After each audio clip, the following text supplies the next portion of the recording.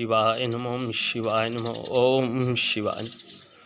মোৰ শ্ৰদ্ধাৰ অসমবাসী ৰাইজ, বিশেষ কেইটামান কথা ক'ম।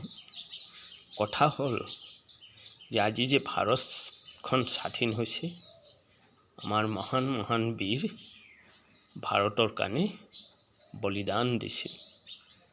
আৰু এজন মহাবীৰ মহাপুৰুষ তেওঁ লাঠি লোৱা আছিল, আৰু এজন বীৰ মহাপুৰুষ আছিল আজাদী ফৌজ গঠন কৰিছিল। তে কথা হ'ল যে ভাৰত যে স্বাধীনটো আনিল, লাঠিৰ পৰা ভাৰত স্বাধীন কৰিছিল না বন্দুকৰ গুলিৰ পৰা ভাৰত স্বাধীন কৰিছিল। আজি মোৰ লেখীয়া এজন লিখা পঢ়া নোহোৱা মূৰ্খ মানুহে মই ক'ব বিচাৰোঁ, আজি অত বছৰ ধৰি শুনি আহিছোঁ অকল লাঠি ধৰা মহাপুৰুষে বুলি দেশ স্বাধীন কৰিছিল। তে মই ক'ব বিচাৰোঁ যে আৰুনো কিমান ভুল কৰিব।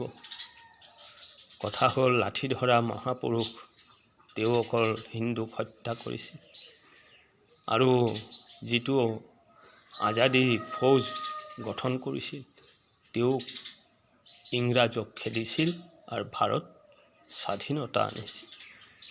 মই ক'ব বিচাৰোঁ যে এইবাৰ 15 আগষ্টত কোন কোন মহাপুৰুষ তেওঁলোকৰ ভাষণ যে দিব, কোন কোন মহাবীৰ তেওঁলোকৰ নামবোৰ ৰাখিব, না সেই লাঠিজনা যে ৰাখিছিল লাঠি, সেই মহাপুৰুষৰ কথাবোৰ সেই কংগ্ৰেছ চৰকাৰ থকা সময়ত যেনেকুৱা কৈছিল বোলে তেনেকুৱাই ক'ব। কিয় মই ভাবোঁ এতিয়াতো বিজেপি চৰকাৰ গোটেই ভাৰতবৰ্ষতেই হৈছে, আৰু হয় যদি সেই আগৰ কথাখিনিয়ে কয় তেতিয়াহ'লে ভাবিম যে বিজেপি চৰকাৰ আহিও সেই পৰিৱৰ্তনটো নহ'ল। আৰু যদি নহয় বোলে অকণমান বদলি কৰি ভাষণ দিছে, তেতিয়া মই ক'ব পাৰিম নহয় ভাৰতত বিজেপি চৰকাৰে বহুত পৰিৱৰ্তন আনিছে বুলি মই ভাবিম।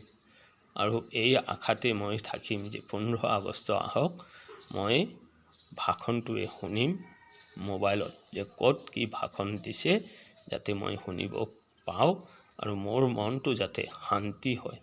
এইখিনি কৈ মই ৰাখোঁ। যদি মোৰ ভুল চুল হয়, অপৰাধ হয়, নিজৰ সন্তান ভাবি মোক ক্ষমা কৰি দিব। ওম শিৱায় নমঃ শিৱায় নমঃ ওম শিৱায় নমঃ ওম শান্তি।